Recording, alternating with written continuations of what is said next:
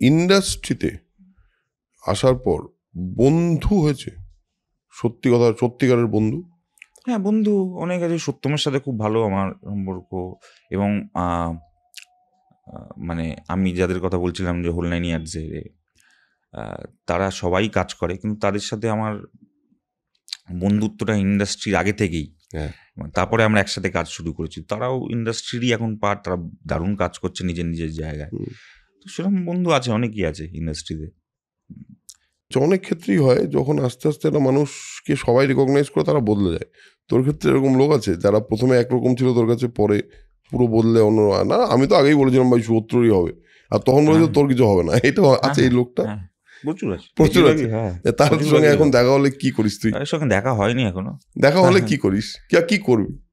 কিছুই করবো না, আমি থ্যাংক ইউ বলবো হয়তো, তুই বলেছিলে বলে।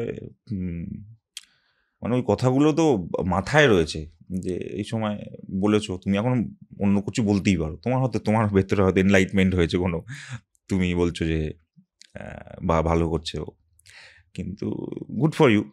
কিন্তু আমি তো জানি সেই সময়, যেই সময় আমার সবচেয়ে বেশি দরকার ছিল, তখন তোমরা কি বলেছো। ইটস ওকে, সেটা আমাকে হেল্প করেছে, সেটাও আমার ড্রাইভিং ফোর্স।